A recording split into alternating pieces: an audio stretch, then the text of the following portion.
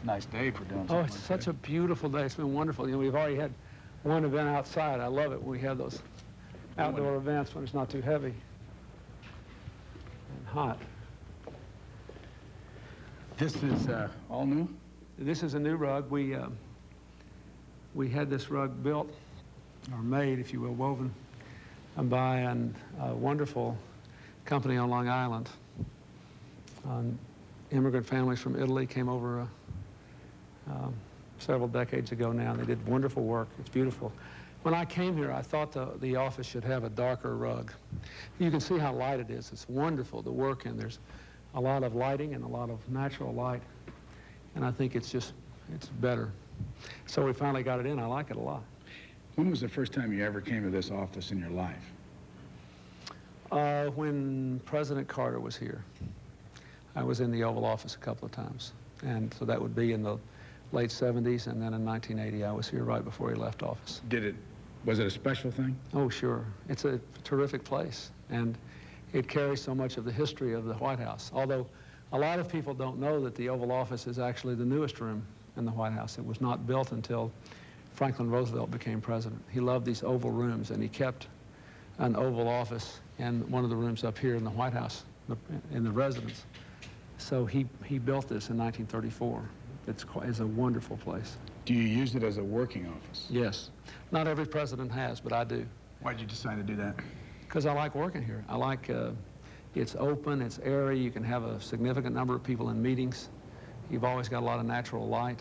It's a comfortable place for me to work. I work here alone a lot. I have a little office back here in the back that is smaller, that I go sometimes to read or just to be alone for half an hour, sometimes take a brief nap. But by and large, I work here. And then I have an office up in the White House where I work at night, and sometimes on the weekends. But I really do like working here. Not every president has, but I do. I can spend hours here. I never get tired of this room. Let's take a little look at this back half of the office, and starting over here. What's this painting? This is a very famous painting by Child Hassam. He painted in the early part of this century about 24, a little more than 24, of these flag paintings. And this is a painting of New York City in the rain on Flag Day during World War I in 1917. It's quite a wonderful picture. It's been in the White House a good while, but it had never been in the Oval Office until I became president. So we put it here, and I think it looks wonderful here. It goes very well with the room and the curtains, and it's a great piece of art, and a lot of people enjoy it, and a lot of people who know that it's been in the White House a long time find it surprising that it's never been in the Oval Office. Was this your idea, Rodin? Yes, this is obviously Rodin's The Thinker, a smaller version of it, and it was loaned to us for the term of my presidency by Iris and Bernie Cantor of New York. And they've been very good to us in sort of supporting art in the public life. So I have it there, and occasionally I look at it. One of the best pictures that's been taken in the Oval Office was taken of former Prime Minister Miyazawa of Japan, who's not very tall. You know, and he was here almost looking directly into the eyes, doing like this. So we have a picture that looks like these two thinkers looking at each other. What does the thinker mean to you? Well, you know, it's first of all, it's a beautiful work of art, but it shows the power of reflection. And because of the strength of the person doing it, the obvious enormous physical strength, I like it because there's nothing weak associated with pondering and thinking and trying to work through something. How often do you do that? Every day, always. Certain time of the day? Yeah, a lot of the, most of the, has been frequently said, most of the easy decisions have been made before they get to this desk, so I think a lot about it. But do you spend the time early in the morning, late at night? When's the time you think the most? Probably in the morning before I come over here, and late at night. And then I try to take, every day I try to take a couple hours for phone calls and office time, and if I can do it, I'll sometimes take a little time out in the middle of the day when I'm still fairly refreshed to really kind of work through some of the big problems. How much sleep are you getting now? I try to get at least 6 hours a night, and I want to get 7. I never needed that much before I became president, but I do need more sleep now than I used to. Now, last night I didn't get it. Some nights I don't get quite 6 hours, but I try to get no less than 6 and shoot towards 7. Will you sleep right through the night? Oh, almost always. I sleep well when I go to sleep. It's probably because I'm tired by the time I get there. This is a spot that people love to ponder. Is this all yours? Yeah, these are all just my things. They're my bust of Franklin Roosevelt, my bust of Abraham Lincoln, my books, a copy of the first authorized biography of Abraham Lincoln going back to his campaign in 1860, a book on Robert Kennedy that I wrote the introduction of on the 25th anniversary of his death, a book of Václav Havel's letters that he wrote to his wife when he was in prison, a Bible given to me by a minister friend. Have you read all that? I've read a lot of this. Of course, I've got my whole presidential library in there. You know, all in my little private office, I've got rows and rows of books, the biographies of presidents and all that. I've read most of it. Here are 5 books that I haven't read that I've got in here because I'm working on them. This is a book on Roosevelt's first term, which I've begun. 2 biographies of Jefferson. This new one by Willard Stern Randall was given, it just come out, and it was given to me by the vice president for my birthday. A copy of David Halberstam's book on the 50s and Rick Smith's book on how Washington works. So I've got them out here because I get into them and I start them as time permits. Sometimes I read 4 or 5 different books at once, and sometimes I never quite finish them all, but I get the gist of them and then go on to other things. You've got the bust of FDR and the bust of Abraham Lincoln. How come those 2? I admired them both very much for different reasons. What's the reason for admiring FDR? Well, he gave the country confidence again when it was broken. And he tried things until he found something that worked, which is what I think you have to do in a time of change. I mean, he found a country that was in deep difficulty, and he energized the country and gave it confidence and then began to try things. And in a different time, that's what I should be doing now. Lincoln, for obvious reasons, he understood that the whole legacy and future of America were at stake. And he gave his life for the Union. He had the ability to make people see big things in profound ways, ordinary people, and to keep them with him. It was a very great man. I also, you know, I've got some other things here we can't see. I've got my little bust of Teddy Roosevelt, whom I admired very much, and my bust of Thomas Jefferson over there, along with a copy of the only book he ever wrote, The Notes on the State of Virginia. I was given an original printing, an 18-1 printing, before I became president. I treasure it a lot. And these are just, you know, presidential medals I've taken over time. President Eisenhower, President Truman, President Kennedy. You also have a copy of your my bus here. Bus. What, looking back on that, what was the importance of the bus trip? Oh, I think it really connected us to America. I think when we got on that bus right after the Democratic Convention, people knew that we were reaching out to them and that we wanted not only to change this country, but to change it for the benefit of ordinary Americans. And I keep this bus here every day to remind me of that bus really did carry us to the White House. Mother Teresa, picture. A young woman photographer from California was taking pictures of my group when we were out in Alameda at the Naval Base to talk about defense conversion. And she sent copies of the pictures to our office and sent me this photograph she took of Mother Teresa, whom I admire very much, and I was so moved by the photo, I just kept it there. That's my daughter's clay dad she put there. She gave me that for Father's Day. And you got a little Ben Franklin. Is that a little cup of Winston Churchill? Or yeah, whatever?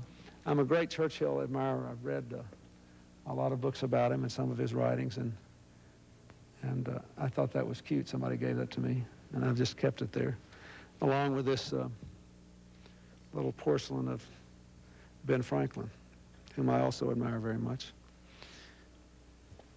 U.S. News, Time, and Newsweek, is that a regular? They keep the news magazines and sometimes some of the business magazines too. Every week I get an updated version, and then when I can, I turn around and just scan them, see what's in them. Every week. Just take a Oh, go ahead. The rest of them are No, just family so pictures. As you can see, my mother, my stepfather, my family. What This year is was my it? about to be 89-year-old uncle from Hope, Arkansas, who's one of the favorite people I ever knew. Back in the back is a picture of your wife and Chelsea, and you. What year was that? That was probably about 1985. Chelsea was about 5 then. That's 84, 85. It's a family picture I really like, though. It's one of my favorite family photos. We did that for the formal governor's mansion photo when we were living in Arkansas. We'll walk around the front of this desk here so that and get you to talk a little bit about the desk. How important was this choice? Oh, it's very important to me. This desk has an enormous amount of historic significance. Most Americans remember it because of one very famous photo. President Kennedy had this desk. And Let me get out of the way here. if you look down here, this is a door, and his son, when he was very young, was crawling under the desk, pushed that little door open and crawled out, and a photographer caught that, and the picture appeared all over the world. It's sort of a symbol of Kennedy's youth and vigor and the fact that he had this neat young person, a young son. And it's interesting that John Kennedy Jr. was in this room and saw this desk for the first time in a very long time, not very long ago. But this desk before that was used by Franklin Roosevelt over in the White House to give his fireside chats. So the famous fireside chats were delivered from this desk. The desk was given to the United States in 1880 by Queen Victoria, and it's made from the timbers of a ship called the Resolute, which ran aground and was rescued by an American ship, returned to England. So when Victoria was grateful, and the ship actually sailed for more than 20 years after that, when they took it down, she had this desk made and given to the president. It had never been in the Oval Office before President Kennedy. And then President Kennedy and President Reagan and President Carter used it in the Oval Office. And I brought it back. President Bush used it upstairs in the White House. So there have only been 4 presidents, even though it's been here for over 100 years, who've actually had it here. But I think it belongs here. It's a beautiful desk, and it fits in this room. And before we sit down, what about the seal? Was that hard to do? Like, this cost a lot of money? I think it cost quite a bit, but we were, most of the work we've done in the White House, we've been able to raise the funds for, so it hasn't cost the taxpayers money. But you can see all the difficult weaving that was required. And again, we wanted that the thing, it had to be, once the dark blue background was picked, then the seal itself had to be in very vivid colors. There's an interesting thing, the eagle here facing the olive branch and facing away from the arrows. Until after World War II, the American eagle had always faced toward the arrows, toward war. And Harry Truman actually had it turned around. It's an interesting thing. A lot of Americans don't know that. When you look at this whole room and people come to visit you, what's the first thing they want to look at? I think the first thing they do is look around. They want to see what it feels like. A lot of people have never even been in an oval room before, you know, or they never really thought about it. And it's such an uplifting thing, you know. And then normally we go around the room, and the things you and I did, we look at the Andy Jackson painting over there, or the painting of Washington, or the sculptures of Harry Truman and Benjamin Franklin I have here. People ask me things about it. But I think the first thing people look at is just the feel of the room, and then they look at the rug, and then they look at the desk, and then we do the rest. When did this office feel comfortable for you? Oh, almost immediately. I felt good here. I liked working here from the beginning. It's fun to be here in the morning when it's beautiful. When I finish my morning run, a lot of mornings I just come over here and drink some water and cool off and, you know, read some of the things I'm supposed to read in the morning, but even before I go back and get ready for the day. I do like it a lot, and it's a wonderful place to receive foreign visitors. It's a wonderful place to have meetings in. It's limited, you know, you can only have so many people in here, but it's a great place. It's very much a working office, though. We have a lot of staff meetings here, and we do a lot of the work of the presidency right here.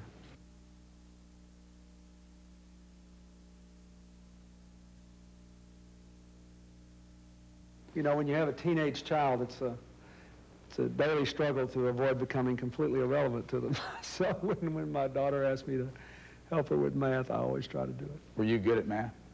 Mm-hmm. It's my best subject. It's interesting because I took 5 years of math in high school. I took a calculus course in high school, which was like a college freshman course. And then I went to college and never took another math course. So when Chelsea got interested in math and started taking algebra early and geometry, I just loved it because it got me back into it. You know, it was very exciting.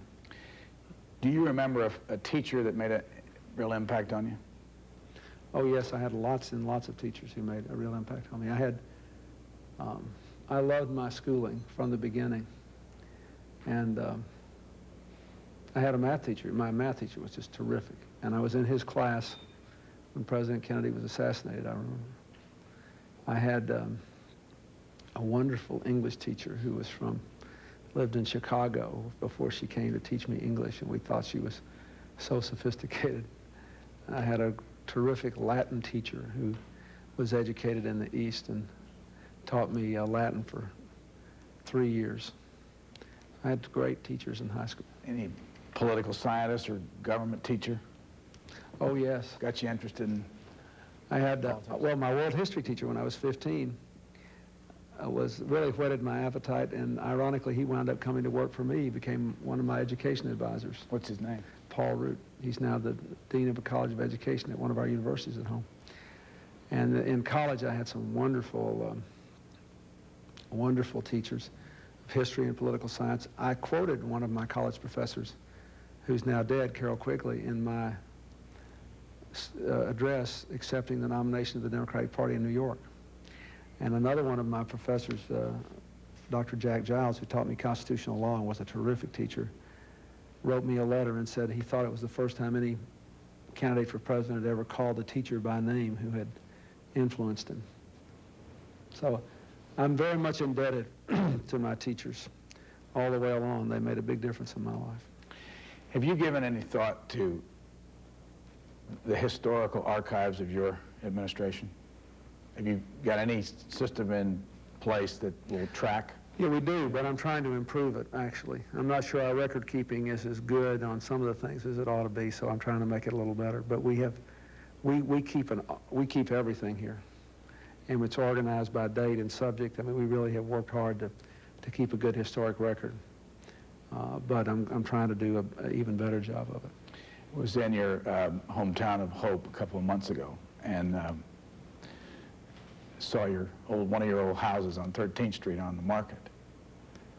Is it the little house in the corner? The little house in the corner. And I checked the price on it. They want $100,000, but they haven't moved it, and it's now down to $80,000.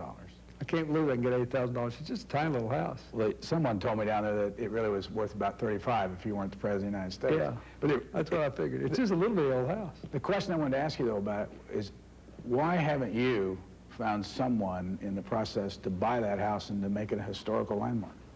Have you thought about that stuff? Well, I think that at home, I believe they're trying to make a historic landmark out of the house where I lived before I moved there, when I was 4, 5, and 6. Between the time before I was 4. Between the time I was born and the time I was 4, that grandfather's house. Yeah, but I lived there for the first 4 years of my life. And that house burned. They had some problems with it, but now it's been bought by somebody, and I think they are restoring that. I just, I haven't had time to think about such things. But I love that little house, actually. We lived there for a couple of years. I really like it. The reason I ask is that you're surrounded by history, your favorite presidents. Have you taken from your favorite presidents specifics that you've put into practice since you've been president? And if so, what is it?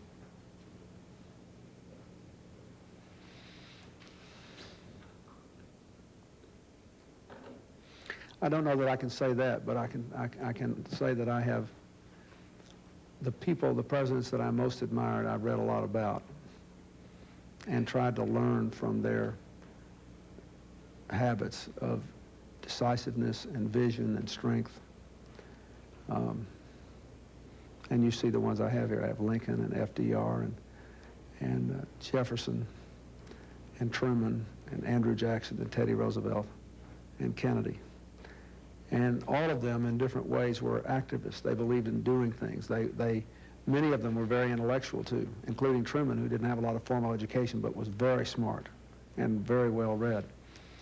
but they had the ability to harness their ideas and their emotions and their penchant for action to meet the needs of the people of their time and to keep the American experiment going, and I really think it's quite wonderful. And of course, in many ways, Lincoln had the hardest job, even harder than Washington, and it cost him his life, but he did it. And he did it in ways that lifted people. You know, he was a very deep, profound guy, but he was also a shrewd, canny politician with a terrific sense of humor. So I've tried to learn a lot from them. You talked about earlier that FDR showed the nation confidence, and President Lincoln was for change. What do you do consciously to give the nation confidence at this point? Well, first of all, I think in the beginning I had to worry about just putting in motion a process that would let us tackle all our problems, because I don't think you can build confidence in this time when there is a much greater level of day-to-day scrutiny over politics than there was from 30 years ago, way back to the founding of the Republic, unless you're actually doing things that will make a difference. So, and I see that now. I see people beginning to recognize that these last 8 months, even through some of the rough times, that I put in place a team with some ideas and some commitments to just taking these tough problems one by one and trying to knock them down, whether it's changing bringing the deficit down, or changing the rules for working families, or improving the education and training system, or now dealing with health care, or expanding trade. That my whole goal is to try to create a dynamic society in America where we have people who win in the face of all these changes that are sweeping the world, and who feel secure enough to embrace the changes instead of running away from them. So I see the work I'm doing in health care to provide affordable health care for all Americans, and in trying to change our approach to crime, to take some of these guns out of the hands of teenagers on the streets, as providing a net of security, personal security for families, the family leave law, all these things, so that then we'll be able to have the courage to change, to be for expanded trade through NAFTA and other things, to be for changing our unemployment and training system, to be for changing our economic program. My job now, in this time in our history, is to create a dynamic society where people are comfortable with change, and the American people move into the 21st century still leading the world. And that requires an awful lot of change. It requires a lot of discipline, and a lot of courage, and a lot of confidence, and a lot of work, and there's going to be a lot of controversy associated with it. But I'm very grateful that I've been given the opportunity not just to serve as president, but to do it at this moment, because I think I do understand where we are in history and where we need to go, and I think that's the president's job. Thank you for your time. Thanks.